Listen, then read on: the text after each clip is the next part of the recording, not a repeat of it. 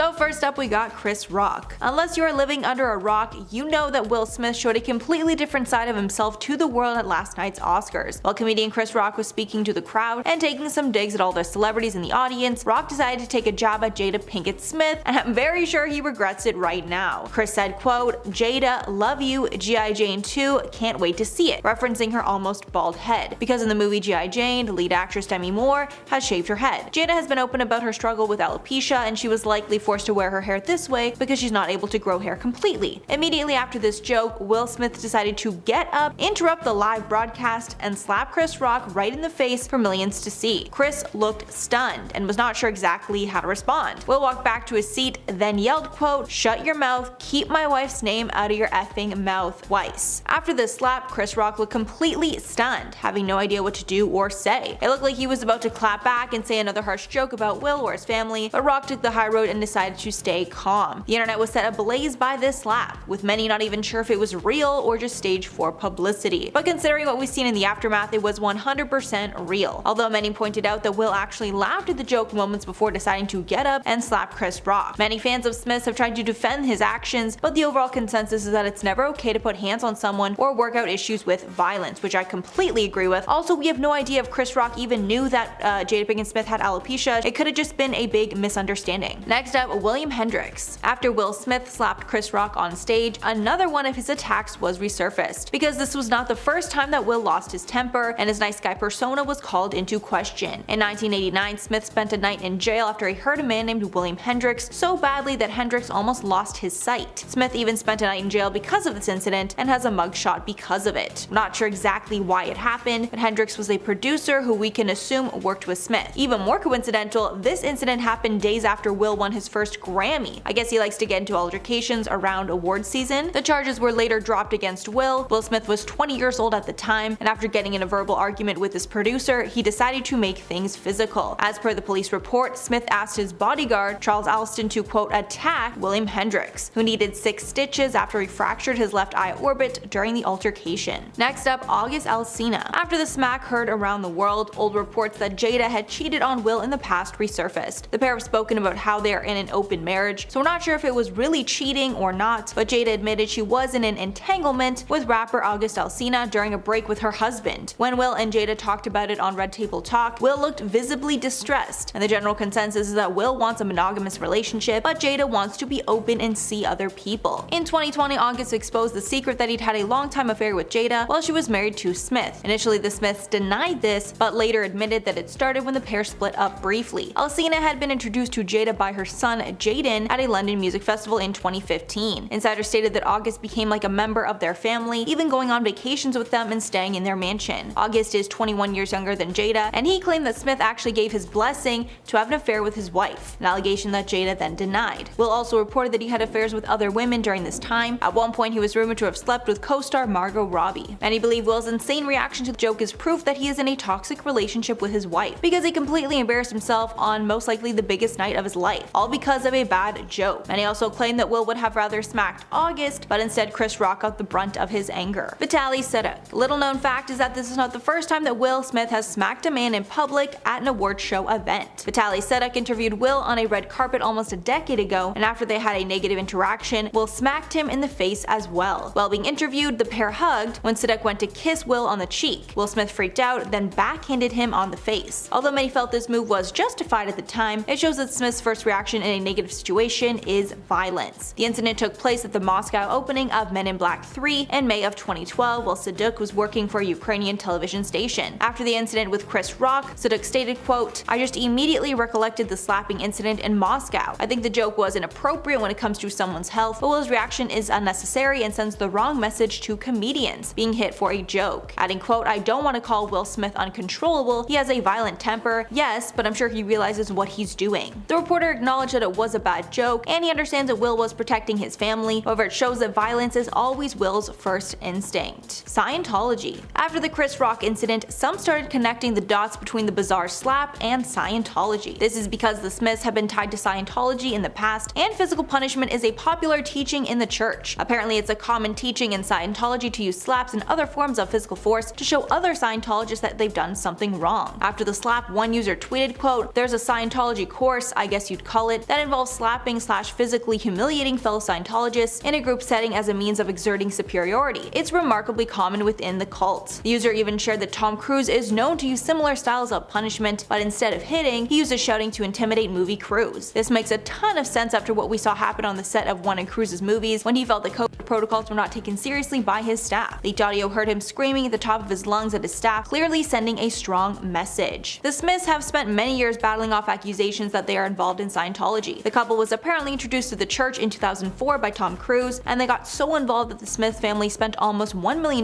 in 2008 to set up a school for the church. The Smiths said they designed the curriculum for the school, but insiders claimed it was based on Scientology. Both Jaden and Willow attended, but the school closed 6 years later when most of the parents removed their children. Tony Ortega, an expert on Scientology, said that the Smiths left Scientology in 2015 and that Will at least only ever dabbled in it. And finally, Will Smith himself. Will exposed himself in his 2021 memoir, where he revealed his struggles with anger in the past and how he had thought about taking someone's life in the past. In this memoir, he revealed dark secrets from his past, like that his father used to hit his mother, and when he was younger he was ashamed that he never stepped in to stop him. Apparently many years later, his father had cancer and was declining rapidly. He was in a wheelchair at the time and was not able to care for himself, so Will thought about taking his father's life to avenge all the horrible things that he did to his mother. Thankfully, Will did not go through with it and took the high road with his father. Will seemed to reference this in his Oscar speech, where he said that a higher power called on him, quote, to love people and to protect people and to be a river to my people. At number 10, we have Justin Bieber. Tom Cruise's train of haters doesn't just end with A-list Hollywood actors and actresses. Apparently, Justin Bieber is one of them as well, or is he? Justin and Tom's history doesn't go that far back, as their interaction or lack thereof was so random. Literally, no one saw it coming. A few years ago, Justin tweeted out to his fans about wanting to fight Tom. Fans were understandably confused because where was this coming from? One fan asked, "Why Tom Cruise of all people?" And another said, "Did I miss something?" Both very valid points, as there had been no exchange between the two that would explain why Justin would want to fight Tom. A year later, the singer explained the intention behind his tweet, and it's anticlimactic as it comes. In an interview, he said, "I don't know, I was just being stupid to be honest." So no, he doesn't actually want to fight Tom, and there doesn't seem to be any real bad blood between them. He also admitted that it was just a random tweet, which he claims to do often. He had seen one of Tom's interviews at the time. It honestly could have been any celebrity, but that day it just happened to be Tom. At number 9, we have Kate Middleton and Prince William. Tom was at the premiere for the sequel Top Gun Maverick. This was a royal charity premiere event, so Prince William and Kate were attending the premiere as well. Sounds random if you ask me, but I don't know how these things work, so what do I know? Once the royal couple made it to the carpet, they were greeted by Tom as well as some other staff crew. But Tom took it upon himself to escort them personally. I don't know if it was to suck up to them both for the press or he valued them that much, but it could easily be both. It's not every day a member of the royal family would partake in such an event, never mind two. Videos at the premiere showed him offer his hand to Kate, and viewers praised Tom for being a gentleman. But others believe that Kate and Prince William were actually uncomfortable with it. One fan pointed out that Kate had held her clutch in her other hand to avoid taking Tom's hand again. One other person commented how she apparently looked mortified and that the royals aren't to be touched, even by a wildly successful actor like Tom himself. They also claimed how Kate is a conservative woman, so holding hands with just about anyone is already a no-no, but she had done it in the spur of the moment as to not create a scene. At number 8, we have Trey Parker and Matt Stone. When it comes to South Park and its jokes, it usually treads against dark humor waters, as many adult comedy shows are. If you're a big name, chances are they've probably joked about you at least once. And Tom Cruise was not an exception, whom the writers later found themselves in a potential legal battle with. Back in 2005, there were talks of the actor suing Trey Parker and Matt Stone for defamation after they insinuated something about him on their show. The joke in question was Tom's character inside a closet with an animated version of his ex Nicole Kidman urging him to come out of said closet. The writers were implying his sexuality, which he didn't like. Now, for a case like defamation, you think that they were out to literally defame his name and character. It became such an issue, the episode that came after had a disclaimer that read, all characters and events on this show, even those based on real persons, are entirely fictional. It remains unclear if Tom ended up going through with this case or not, but at the time, rumors regarding his sexuality was talked about a lot in Hollywood, and it wasn't the first time someone was warned of being sued by the actor for these claims. At number 7, we have Kate Ceberano. Lots of people thought that he and Australian singer Kate Ceberano were close buddies when it was revealed she is also a member of the Scientology church. And if you didn't know, Tom Cruise is known for two things: being an actor and being an active member of Scientology. So everyone thought the two were at least in similar social circles until the singer shut them down. They are in fact not friends, as she further described the rumor that it's like assuming every Catholic person was friends with the Pope. And that's actually a valid point too. Scientology has quite the following, but that doesn't mean everyone knows each other. That's literally impossible. In 2009, when Tom was still with Kate, they were seen going to Australia, which is when the beliefs started going around.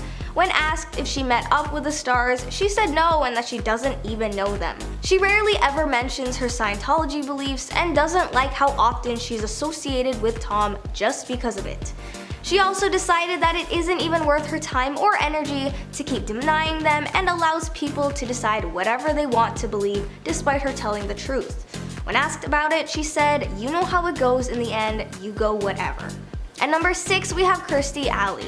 It was believed that there was some bad blood between the two, or that it was one-sided beef that Tom had with the actress. When it was first reported that Kirstie passed away last year, people thought that Tom would at least acknowledge it to the public, as many others did. But he didn't. Rumors that there was drama between the two started after Leah Remini's memoir briefly mentioned how Tom didn't like Kirstie, and the way he dealt with the news of her passing only seemed to solidify it. In the memoir, she also wrote how Kirstie was one of the few that wasn't even invited to Tom and Katie Holmes' wedding in 2006. Nothing was confirmed, but it was definitely clear that Kirstie was at least a loyal person and fellow member of the Scientology church alongside Tom. When talks of Tom and the church auditioning women to become his wife came out, she defended Tom. When asked about it, she said, "I think whenever you have articles written that there are third and fourth parties' opinions, it's like the game Gossip and you don't get the truth.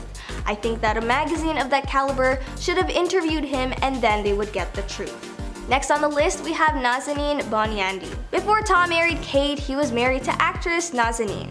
Their marriage was met with tons of criticism due to the unorthodox ways of going through with it. It was reported that he needed someone who shared the same religious beliefs as him, as his previous relationships with members outside of Scientology didn't work out. Apparently, Nazanin had been accepted into one of their institution's buildings meant for celebrities, where she met one of the Scientologist higher-ups.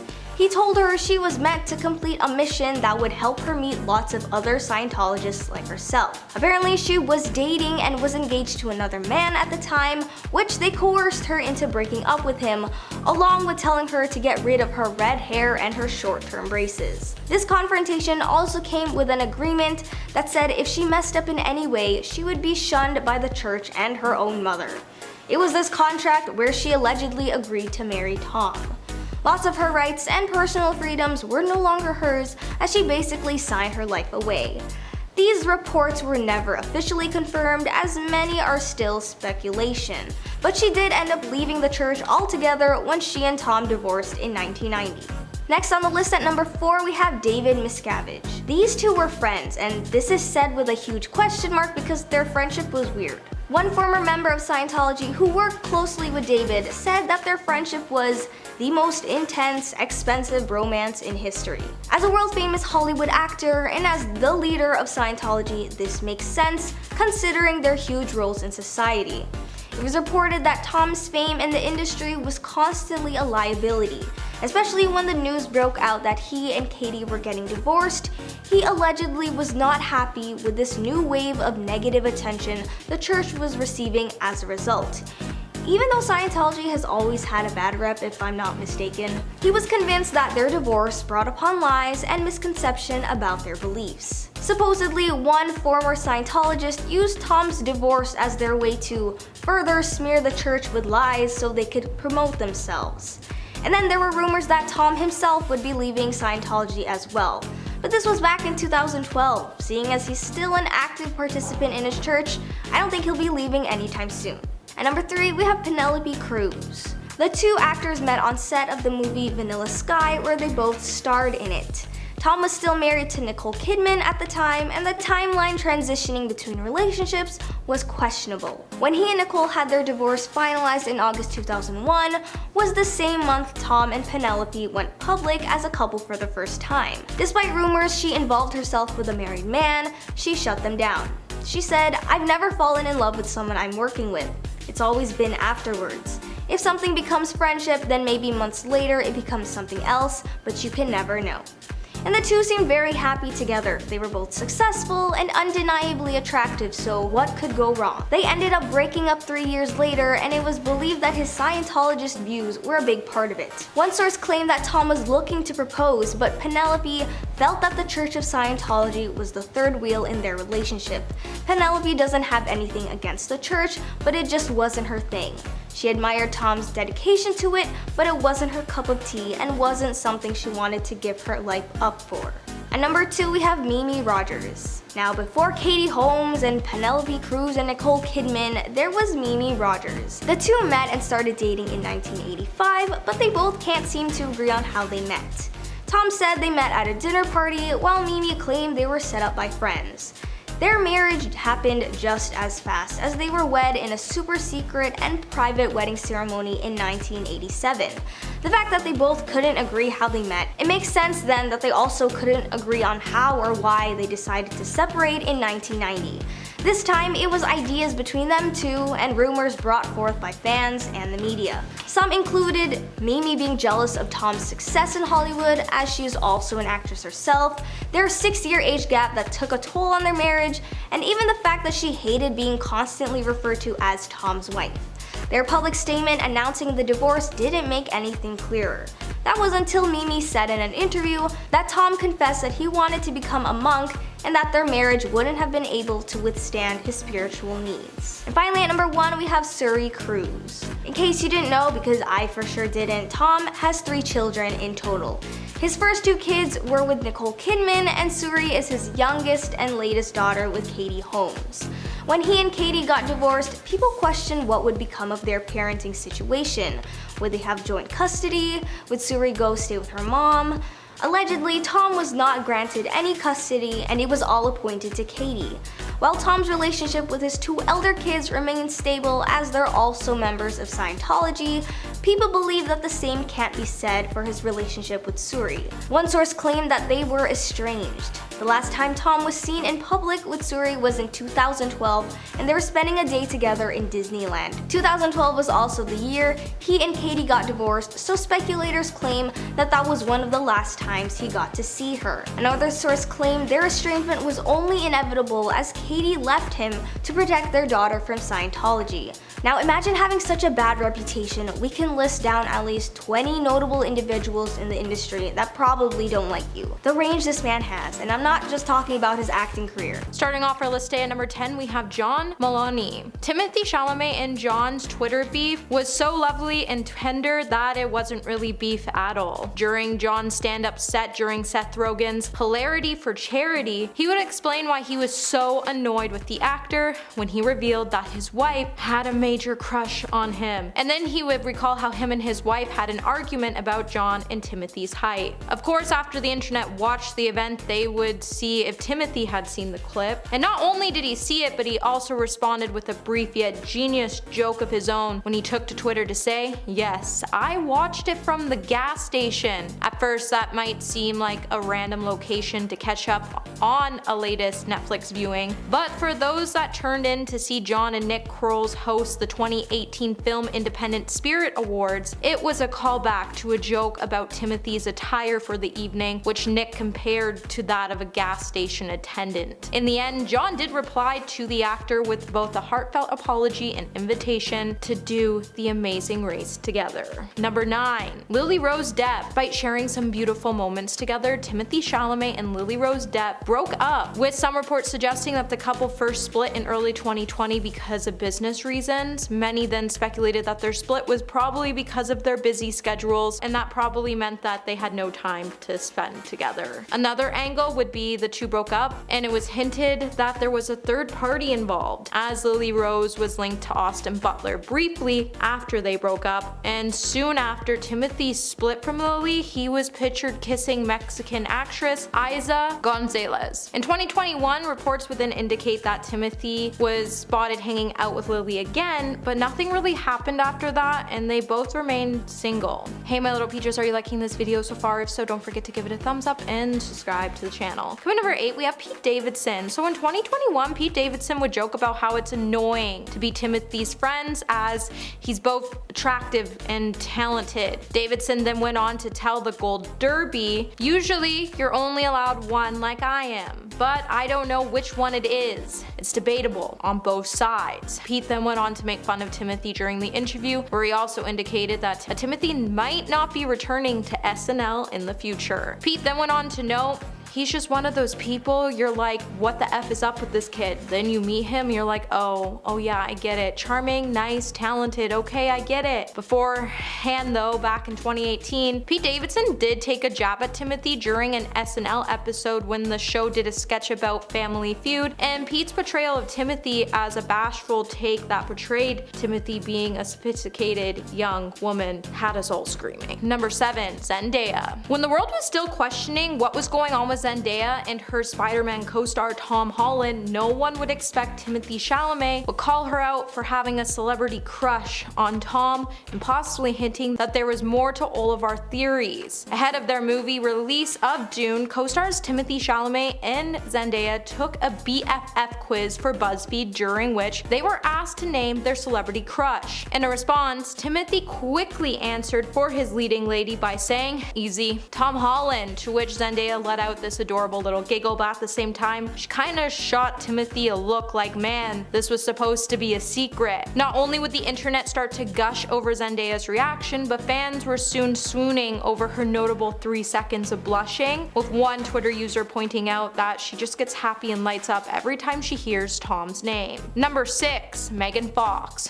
Okay, there's been a lot of rumors swirling since Megan Fox deleted her Instagram page following reports that she may or may have not just ended her relationship with MGK, with the actor deactivating her account on social media before she left the platform just a few hours after she sparked rumors that her relationship with MGK was over by deleting every photo of Kelly from her Instagram page. She also unfollowed him on the platform. While Megan also went on to purge her following list, she would also be left following 3 accounts, which included Eminem, Harry Styles, and Timothy Chalamet. While it makes sense that she would unfollow Eminem on the platform since MGK and him were beefing and Eminem pretty much destroyed MGK's career after the star came for him, but what doesn't make sense is why the actor would follow Harry Styles and Timothy Chalamet. Now Barstool Sports is suggesting that there may be a little more to the story, as the actress may have hooked up with Timothy Chalamet and Harry Styles, and that's why she followed them, so she could get one final dig at her ex-fiance. Number 5, Lourdes. When Madonna's daughter Lourdes' romance with Homeland star Timothy Chalamet ended, Timothy would be quickly spotted locking lips with a brunette at the Westway after a premiere of Rock Doc Mistaken for Strangers. An inside source who attended Levi's bash would then state that Timothy even asked for the photos of the two to be erased. The mysterious girl was even noted to be a graduate from LaGuardia High School, where Timothy and Lourdes met. Madonna frequently did have her bodyguard attend the dates with both Timothy and Lourdes, and their split would come just after Timothy was caught smooching with another girl at the school, which hints that he may have cheated on her. And then Lourdes would actually be pictured looking fairly gloomy out in public. Number 4, Harry Styles. Back in 2018, Harry Styles would ask Timothy Chalamet if he can eat peaches still after his character in the movie Call Me By Your Name had to get pretty intimate with one, to which the actor told the singer that he was actually still able to eat peaches after he said, I can, but not without thinking about it. Pitt. Harry then decided to make the interview a little more awkward for the actor when he said that after he watched the movie, he had a hard time eating one of his favorite fruits. Timothy then would be left in a position where he would say, "That's the most awkward scene to see with your parents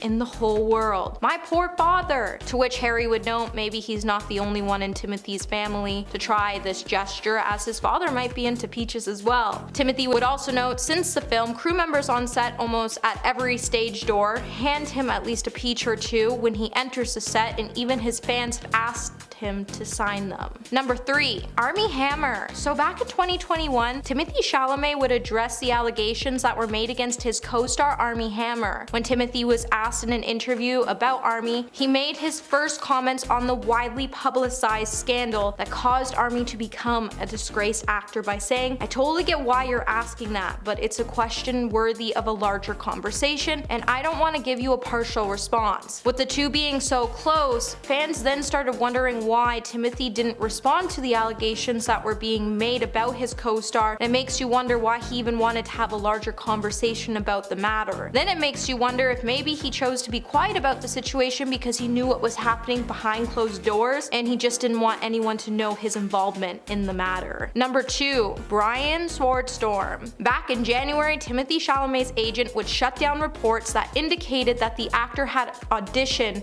for the leading role in Gladiator 2, with the rumors swirling around online after the news broke that Normal People star Paul Mescal was set to take on the role in the sequel. Unverified accounts started to claim that other contenders for the role included the likes of Austin Butler, Miles Teller, and Timothy Chalamet. However, later Timothy's agent Brian would quickly enter the conversation to refute the viral rumors by taking to his Twitter page to say, "I know one of these actors was shooting a film in the Middle East for the past several months, and he hasn't auditioned for anything in the last 7 years." Brian's tweet would then spark a mix of reactions from fans, as many started to bring in Timothy's industry connection into question to why the actor hasn't really had to work hard for his roles due to his uncle being a director, while his maternal grandfather was also a writer and screenwriter. Probably, it would have been best for Brian just to stay quiet on this matter, as now fans are assuming Timothy has never had to work hard for any of his roles in the industry like everyone else has. And coming in number 1 today, we have Florence Pugh. It's fun to think about what current young movie stars will eventually look back on most fondly, and with the most respect in the decades to come. For the moment, it certainly feels like we have Florence Pugh and Timothy Chalamet and Zendaya. They're among the brightest stars we have right now, and Florence has even compared her co-star, Timothy Chalamet,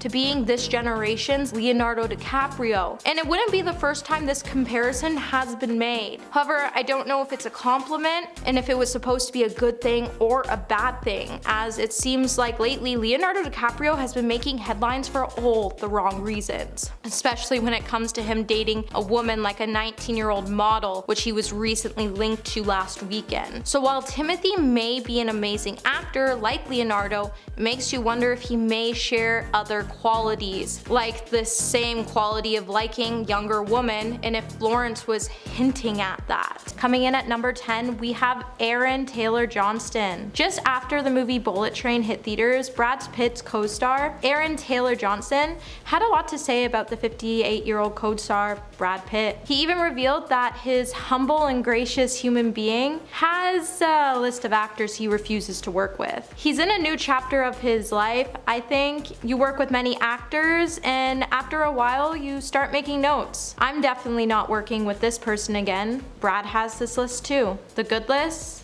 and the bad list. True, not everybody gets along with each other on set, and Hollywood has a history of co-stars clashing, so if Brad Pitt is looking to keep himself out of drama by eliminating people he doesn't want to work with, then more power to him. There's no doubt that Aaron and Brad had a great working dynamic from what we can see in the movie. Let's just hope these two don't have each other on the bad list and they're on each other's good list so we can see them work together in the future. Coming in at number 9, we have Mark Forrester.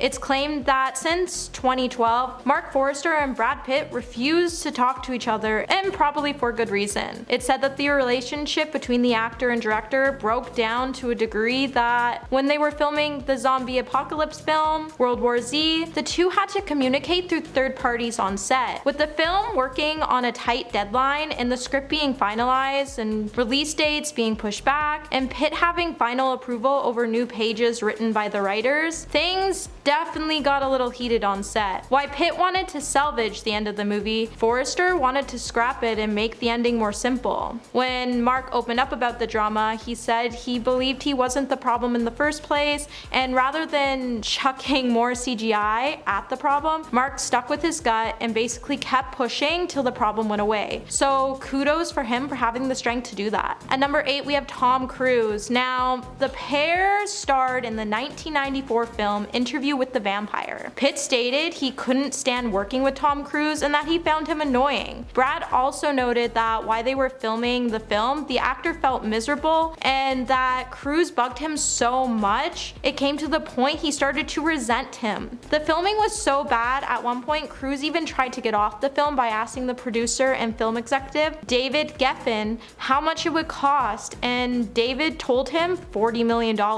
Ultimately, Cruise decided to stay on the film, and the finished product shows that Pitt and Cruise had tension as both appeared to look exhausted. With the new Maverick sequel hitting box office, Tom wasn't shy to remind folks that he's back on top in Hollywood while his past co-host is nowhere near. Number 7, we have Harrison Ford. With claims that the devil was with them both, rumors started circulating that both Harrison and Pitt didn't get along while filming The Devil's Own. With Pitt noting that the film was the most irresponsible bit of filmmaking he's ever seen, majority of the two feuds came from the fact the actors couldn't decide which character should be the center of the film. With the two doing separate interviews about the film, Ford came out to say that for a second, Brad forgot for a minute he was talking to someone who was paid to write this stuff down. While the two were really excited to work with each other before the film started, it's sad to see that these great actors clash and let the worst get the best of them. Number 6, we have Mark Canton. Now, Harrison wasn't the only one who is said to had a feud with Brad Pitt while on the set of The Devil's Own. When Pitt claimed the film was irresponsible and that he couldn't believe how toxic the set was,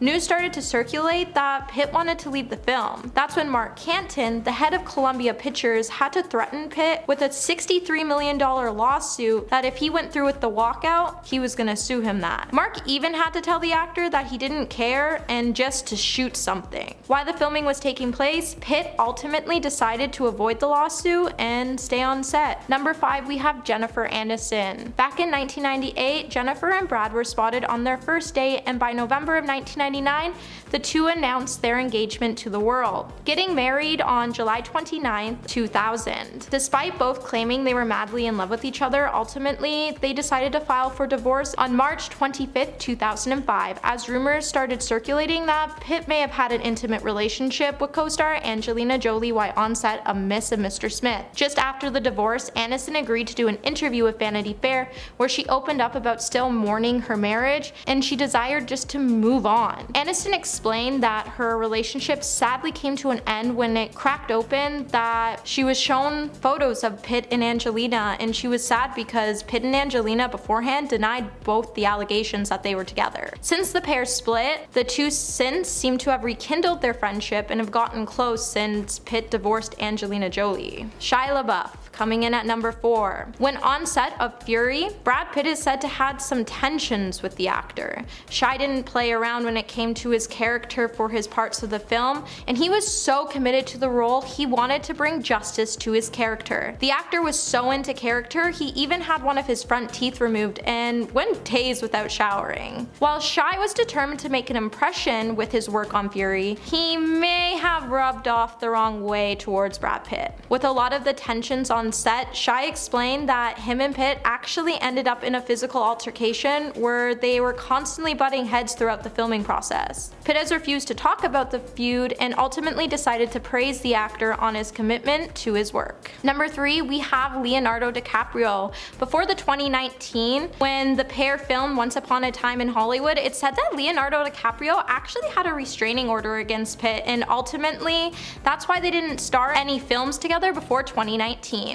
In an interview interview, Brad joked that an incident they were no longer like to talk about happened as a result of the pair not getting along. In 1994, when Pitt was engaged to 90s blonde icon Gwyneth Paltrow, it said that Gwyneth broke Brad Pitt's heart when she ended their engagement, and after the breakup, it's rumored that Gwyneth was seen with Leonardo DiCaprio, and the pair was seen together. This obviously didn't sit well with Pitt, and his actions were pretty questionable towards DiCaprio, causing the restraining order to be put in place. However, in 2019, the stars both squashed their beef and are now said to be the bestest of friends. Number 2, we have Mike Tyson. Brad Pitt has always been in the headlines when it comes to his relationships, and this particular fling, no one saw coming. In 1988, Mike Tyson explained he was seeing now ex-wife Robin Givens when he caught Robin and Brad together. Tyson claimed he was mad and hurt by the incident, and he and Robin shortly after finalized their divorce. While Tyson claimed he was hurt by the whole ordeal, he also noted that he holds no ill feelings towards the top-ranked actor. Number 1, we have Angelina Jolie. Now, Angelina Jolie and Brad Pitt have had an ongoing feud since their split in 2016. With the two being locked in a messy court battle for divorce, the custody of their children, Angelina recently brought up some completely shocking allegations against Pitt that haven't been discussed to the public before. The allegations claim Pitt was passionately aggressive, not only towards Jolie, but their children as well. While Pitt has decided to remain silent on the new allegations, Angelina is definitely set to expose more allegations to the public soon, which is definitely going to be hard for Brad Pitt to bounce back from this one. Number 10, Margot Robbie. Margot Robbie was the Harley Quinn to Leto's Mr. J back in the Suicide Squad days, but they most definitely were not as close off screen as they were on screen. A lot of people believe that he took his role as the Joker way too far. Being the first Joker since Heath Ledger, he had massive shoes to fill, and that may have gotten to his head a little bit.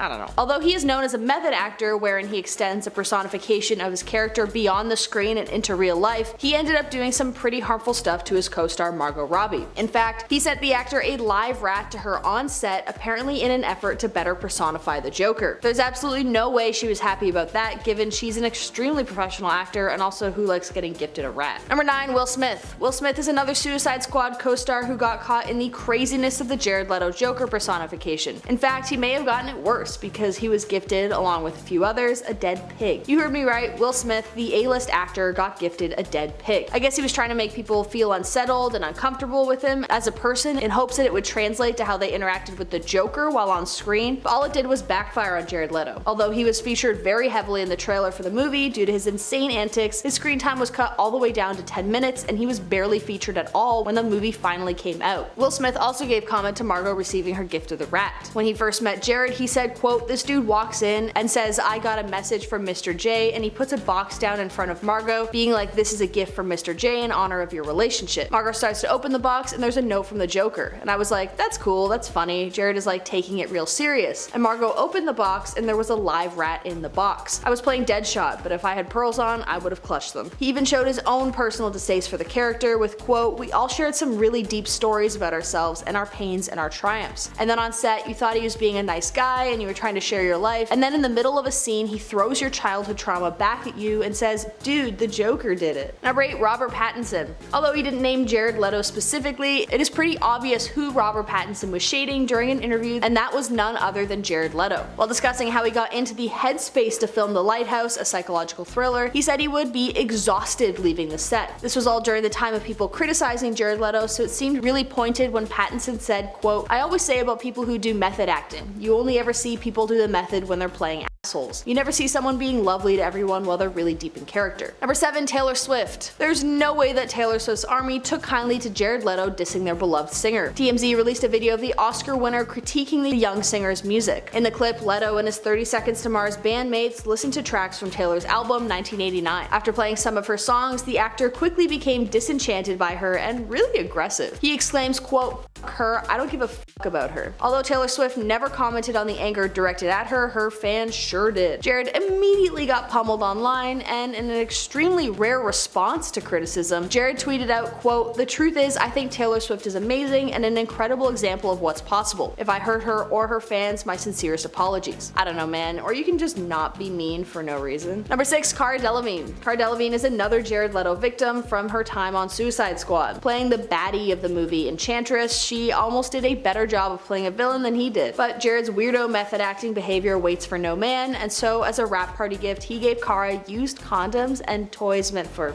you know, intimacy. She did not take too kindly to the gifts, obviously, especially because Cara had a rumored fling with Jared 4 years prior to the release of their movie together. Number 5, Joaquin Phoenix. Joaquin Phoenix was another actor to step into the role of the Joker in a later standalone movie. He was one of the best to do it in my opinion, although I don't think anyone can top Heath Ledger. But Joaquin apparently almost got stripped of the movie role because of Jared Leto. According to The Hollywood Reporter, Jared was under the impression that his initial stunt as the Joker would lead to many more movie roles, and there were talks about Jared being the Joker in the movie Joaquin would end up starring in. But likely due to making everyone uncomfortable and unsafe, none of those roles came to fruition. When he got wind that Joaquin Phoenix would be taking on the role to tell the supervillain's origin story, Jared reportedly felt, quote, alienated and upset. In response to the news, Jared actually attempted to stop the new production from happening. The outlet claims that he complained about the movie to both his agents and CAA, and even tried to contact Warner Bros. Partner company to get the movie pulled, obviously to no success. Considering it seems Jared has burned most of his bridges with anyone involved in the DC universe, don't expect him to return as the Joker in any capacity anytime soon, though you'll be able to watch Joaquin probably reprise his role in a sequel. Number 4, Viola Davis. Although Jared Leto makes tons of people uncomfortable while on the set of the Joker, none were as outspoken about how upset it made them like Viola Davis was. In an interview with Entertainment News, Viola said that she was less than pleased with the box of bullets that Leto sent her while on set for the comic book adaptation. Quote, "It was a little worrisome. It made you a little nervous, and I'm pretty tough. You know, I got into a few fights when I was growing up, but it scared me a little bit." She then said that she only ever really met Jared after filming ended because he was in character the entire time they were on set. Quote, "Before that, I was only introduced to the Joker, and I almost had my pepper spray out. You know, you remember the bullets you sent me?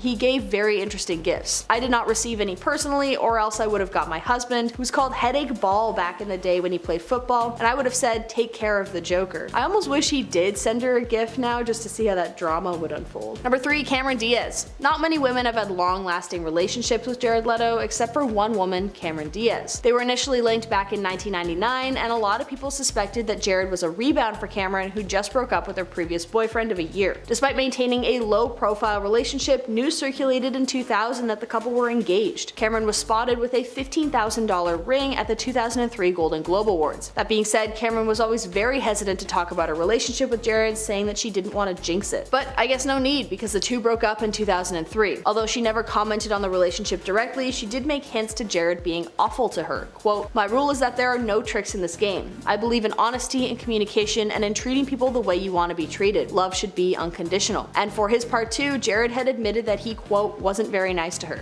Whatever that means. Number 2, Dylan Sprouse. Dylan Sprouse, the Sweet Life of Zack and Cody star, very publicly came for Jared Leto's throat back in 2018 when he tweeted out, quote, "Yo, Jared Leto, now that you've slid into the DMs of every female model aged 18 to 25, what would you say your success rate is?" Jared has a history of liking women who are much, much younger than him, and Dylan is coming for his throat. Maybe someone close to him got a particularly creepy DM, but either way, he was not having any of his nonsense. The tweet garnered almost 50,000 likes. Although Jared Leto nor his team have made any attempt to reply or even give any mention to the tweet, a lot of users did seem to suggest that there was an open secret about Jared Leto only liking barely legal girls. And lastly, James Gunn, the director of Suicide Squad. In a now deleted tweet that was a reply to Dylan Sprouse's shade posted after he had filmed Suicide Squad, James very not so subtly hinted at some very serious allegations. In response to Dylan's tweet, James Gunn said, quote, "He starts at 18 on the internet." James Gunn insinuating that Jared Leto tries hooking up with underage fans is